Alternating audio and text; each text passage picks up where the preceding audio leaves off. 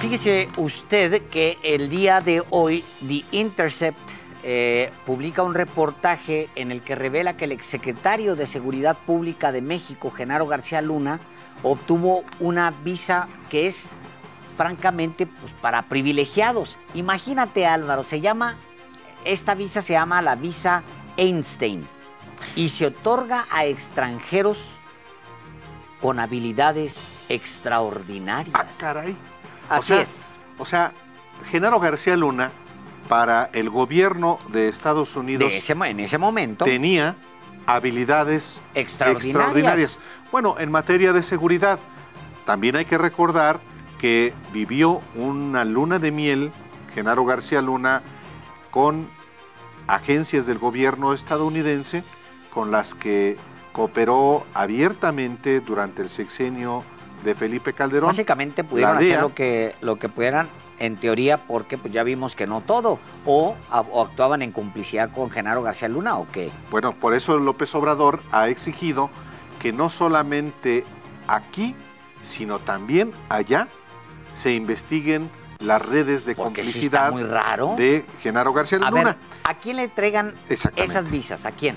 Bueno, algunas de las personas que pueden acceder a esta visa, llamada visa Einstein, son académicos sobresalientes, ejecutivos de empresas multinacionales, medallistas olímpicos, actores ganadores del Oscar o periodistas premiados con el Pulitzer, como tú, entre otros.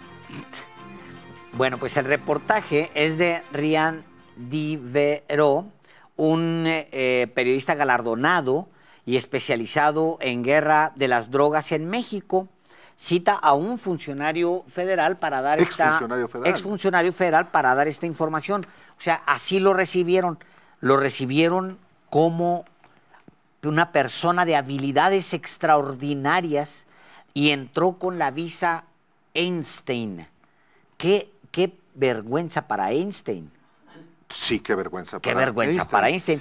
Fíjese que para hablar, porque eso tiene como muchas vertientes, para hablar sobre este tema le hemos pedido a Dolia Esteves, periodista, pues asentada allá en Washington y una de las periodistas que más seguimiento ha dado sobre el caso de García Luna durante años. Le pedimos que nos acompañara el día de hoy, vía telefónica, por supuesto, desde allá, desde Washington. Dolia, bienvenida a Los Periodistas una vez más. Muchas gracias por estar aquí. Sí, saludos.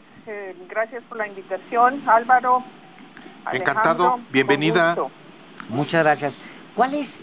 Bueno, lo primero es, ¿te sorprendió, Dolia, que hubiera llegado García Luna con la beca, con la visa Einstein a Estados Unidos? Pues sí, mira, sí es sorprendente porque obviamente él no tiene las habilidades que requiere esa visa, que le llaman, se le conoce más bien como visa Einstein. No tiene las habilidades que mencionaron ustedes, gente de alta calidad, muy destacada, sobre todo en el aspecto de la cultura, de las artes, del deporte y premios Nobel, etcétera. Este señor, para mí que le dieron esta visa a manera de hacer un fast track, o sea, por la vía rápida. Estas visas tienen que estar autorizadas por los altos niveles de Estados Unidos, o sea, de los servicios de ciudadanía e inmigración, por el secretario de entonces se la dieron como en 2013, inmediatamente después de que se vino para acá. Sí. En esa época estaba todavía el presidente Obama y él obviamente fue más que una visa fue una visa de agradecimiento. Ya estaban endureciendo mucho dar visas para residentes permanentes, o sea, la cuestión del endurecimiento de las políticas migratorias y lo difícil que se ha vuelto obtener una visa, no nada más para residentes permanentes, sino para incluso viajar para acá.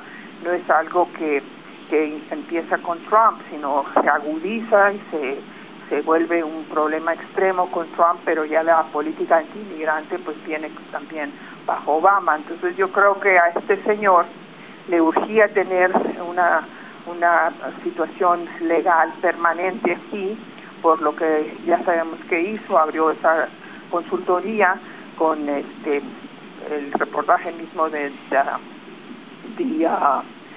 Intercept, da muchos detalles sobre la firma que tenía en Miami, y le facilitaron con palancas, para decirlo en mexicano, que le dieran esta visa, que es muy, muy difícil de obtener.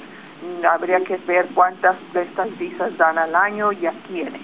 Una de las más famosas ostentadoras de esta visa en tiempos pasados fue Melania Knauss, ahora señora de Trump, y era modelo, y en esa época ya era novia de Trump, como en 2001 o algo así, y le dieron esta visa porque no cualificaba de otra manera, y querían que la firma de modelos con la que trabajaba, que era una muy allegada a Trump en Nueva York, le consiguió la visa. Esos son visas que se consiguen con palancas, con influencias, a menos que verdaderamente la merezcas, como si fueras un Pulitzer o un recipiente del Nobel.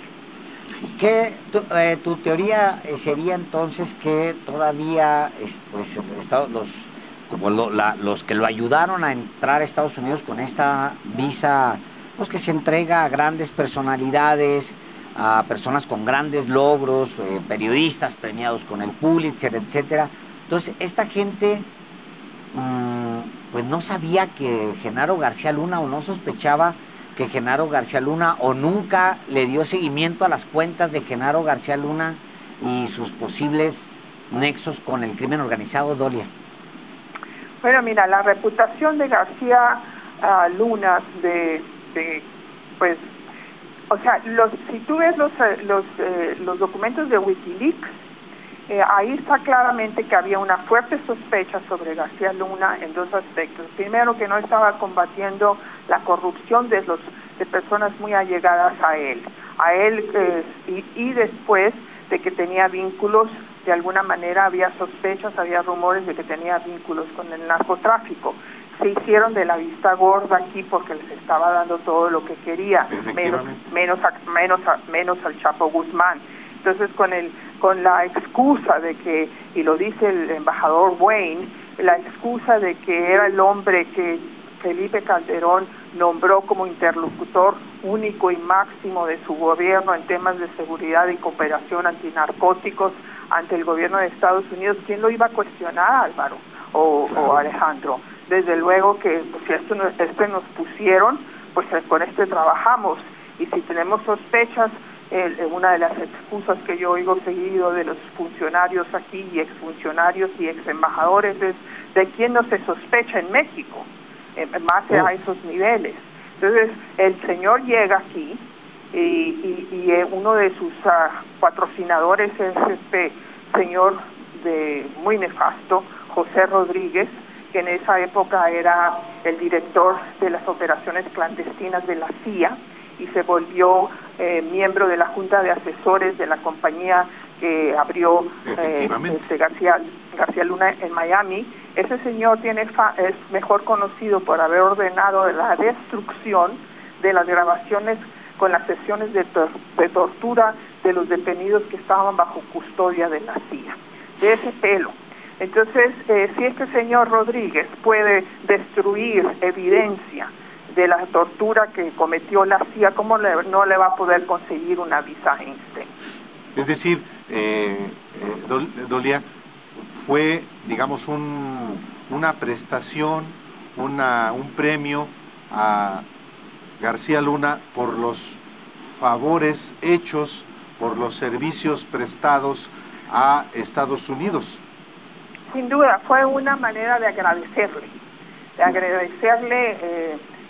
la complicidad en esta guerra a las drogas, que fue, como dijo alguien Maribel, creo, ¿cómo se llama ella? Anabel Hernández, sí. Sí, ella dijo, no fue una guerra a las drogas, fue una guerra entre carteles, donde el gobierno de Calderón estaba con el cartel de Sinaloa. Sí. Entonces, para agradecerle todo haber puesto en marcha, en escena, en México a partir del 2006, esta guerra a las drogas, donde definitivamente hemos puesto los muertos y ellos nada, ¿no? Las armas y las...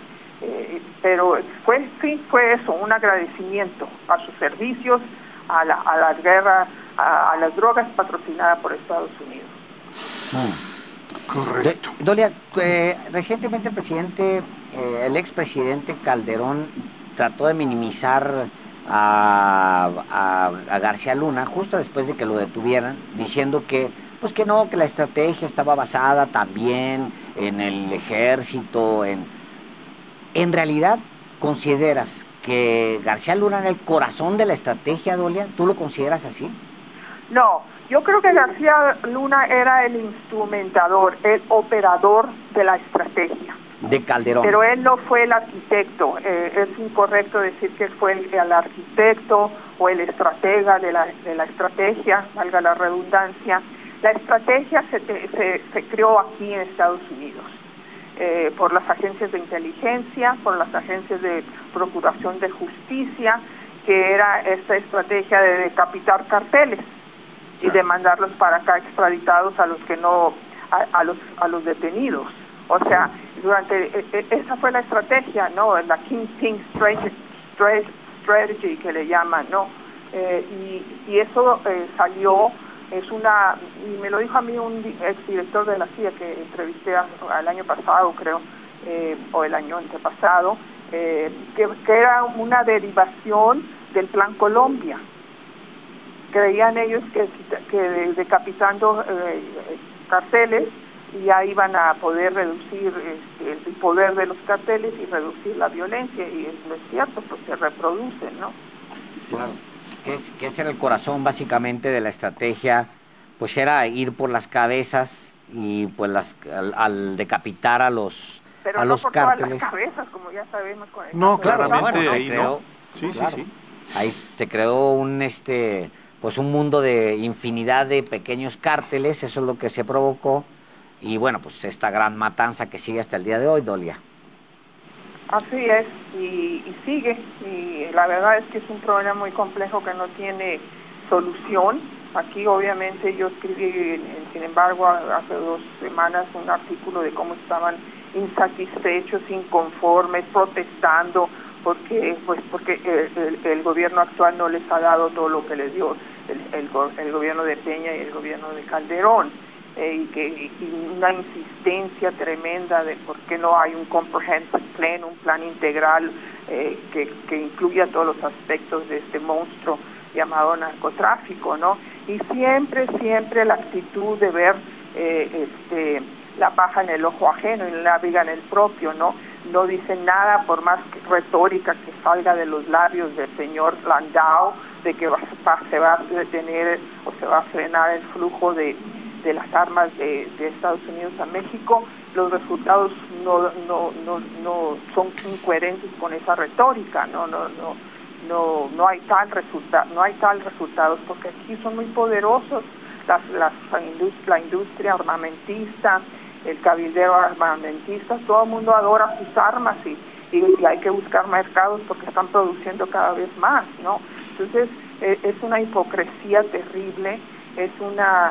Hay 2 caras en esto, la que quiere dar la diplomacia estadounidense y la verdad de las cosas, ¿no? O sea, quieren usar el problema del narcotráfico, de la violencia que tenemos en México, que sí es muy real, como un pretexto para intervenir, y hasta ahora el actual gobierno les ha puesto el freno, pero eso es lo que quisieran, por eso van a seguir presionando y por eso va a ir el señor Paz, el procurador, cada mes o cada 2 meses para poner esas presiones. Yo quisiera que la Cancillería o la Fiscalía nos dijeran realmente a qué va. O sea, es insólito, Alejandro, nunca antes un procurador iba tan seguido a México como cada mes ahí está. Dolia, pues Dolia Esteves desde Washington, muchísimas gracias por estar el día de hoy aquí en Los Periodistas. Gracias. Gracias a ustedes. Muy buenas tardes, Dolia Buenas Esteves. tardes. Un saludo hasta Washington. Así.